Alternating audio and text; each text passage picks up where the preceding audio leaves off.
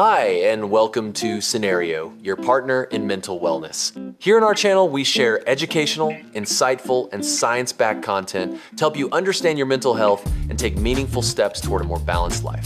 If you're ready to learn, grow, and take control of your wellness journey, let's jump right in. Today, we're going to dive deep into one of the most thoughtful and, honestly, most misunderstood personality types out there, the melancholic. You know, it's so much more than just being sad. We're about to explore the quiet strength and incredible depth that really defines this way of thinking and feeling. So let me ask you this. When you hear that word melancholy, what's the first image that pops into your head? For most people, yeah, it's just a synonym for sadness. But is that really the whole story? Not even close. The truth is way more complex and, frankly, a lot more interesting. To really wrap our heads around what melancholy is, we've got to go way back. And I mean way back. The story here doesn't start with modern psychology at all. It actually begins with a kind of strange idea from ancient medicine. Yeah, believe it or not, the term itself comes to us from the ancient Greeks. They had this theory about 4 bodily fluids, which they called humors.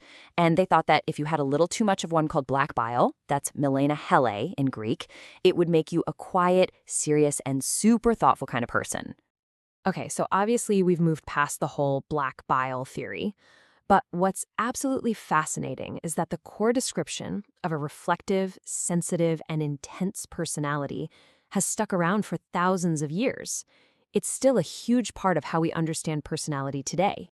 So, with that bit of history in mind, let's jump into the present and really explore what that rich inner world of the melancholic temperament looks like today.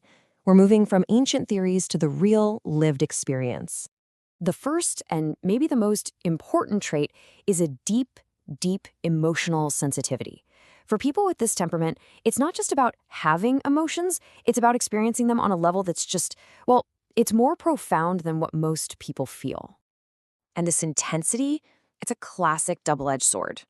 On one side, it's the engine for incredible empathy. It allows them to form these really powerful connections with other people. But the flip side is that they can get totally overwhelmed by it all, especially in loud or chaotic places where there's just too much emotional static in the air. All right, next up, their thoughtful and reflective nature. For a melancholic person, this isn't just about thinking a lot, it's their default setting. It's how they process pretty much everything the world throws at them. This quote just nails it. They are the polar opposite of impulsive. Every single choice, every action, even their own feelings get put under the microscope and analyzed.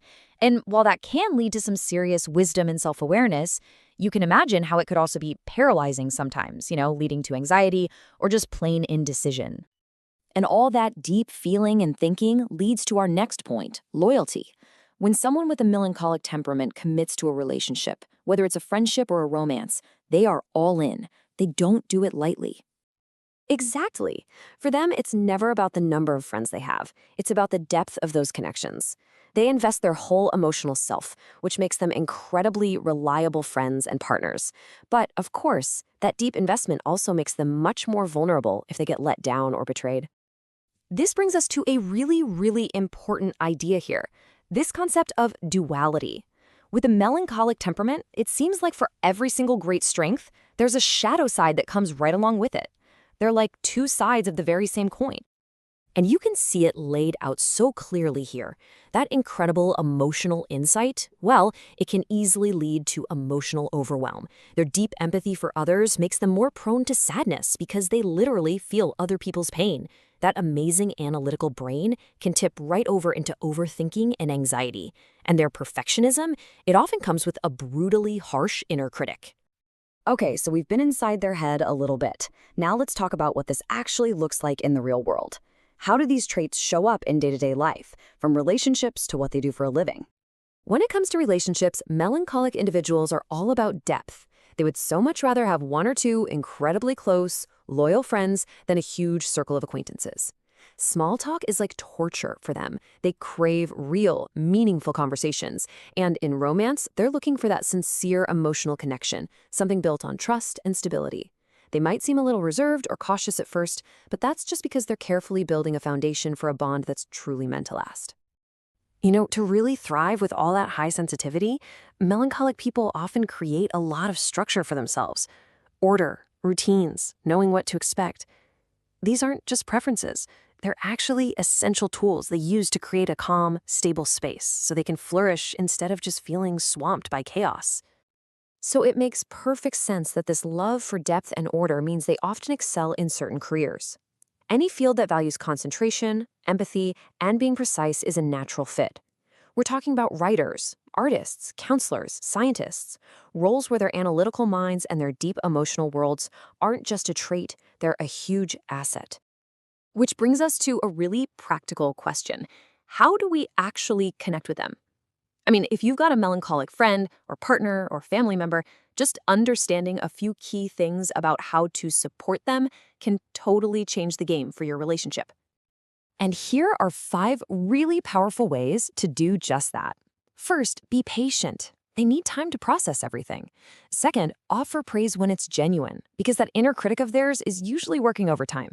Third, be gentle with any criticism, because they feel every comment deeply. And, so important, try to have those meaningful conversations and respect their need for quiet time to recharge those emotional batteries.